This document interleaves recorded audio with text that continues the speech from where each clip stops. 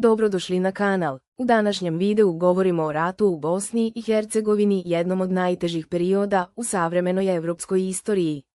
Pa da krenemo. Početkom 1990-ih, srce Evrope je pretrpjelo najkrvaviji sukob nakon Drugog svjetskog rata.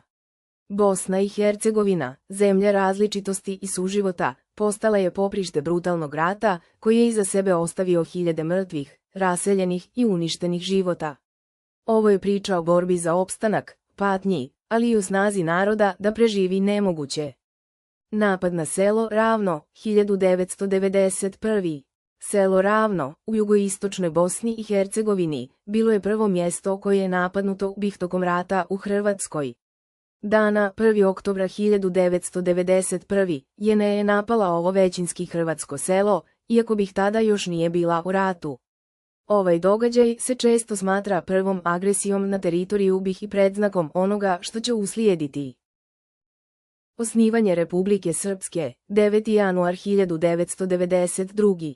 Srpski politički lideri u Bosni i Hercegovini, predvođeni Radovanom Karadžićem, proglasili su Srpsku republiku Bosnu i Hercegovinu kao odgovor na težnje Bosne i Hercegovine ka nezavisnosti. Kasnije je preimenovana u Republiku Srpsku.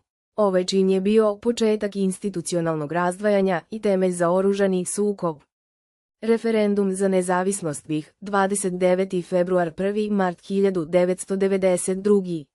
Većinsko bošnjačko i hrvatsko stanovništvo glasalo je za nezavisnost Bosne i Hercegovine od Jugoslavije. Više od 99% glasača podržalo je nezavisnost, uz bojkot srpskog stanovništva.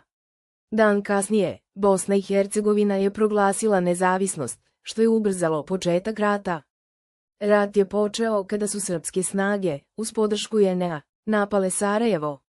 Isti dan, Evropska zajednica priznaje nezavisnost Bosne i Hercegovine.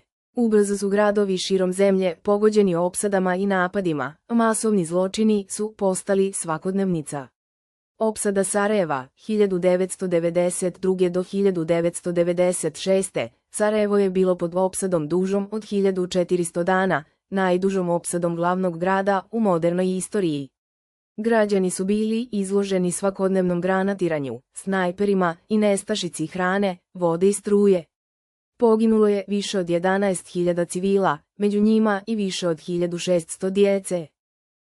Borba HVO-a i armije Republike Bosne i Hercegovine protiv JNA i velikosrpskih snaga. U prvoj fazi rata, Hrvatsko vijeće obrane i armija Republike Bosne i Hercegovine zajednički su se borili protiv JNA i srpskih snaga, koje su zauzimale teritorije u cilju stvaranja Velike Srbije. Savezništvo je trajalo do sredine 1993. Karimton-Cutiljeirov plan, 1992. Prvi mirovni prijedlog pred rat predložio je kantonalnu podjelu Bosne i Hercegovine po etničkim linijama. Bošnjački lideri su ga prvo prihvatili, podbacili. Srpski lideri su to iskoristili kao izgovor za početak oružane pobune.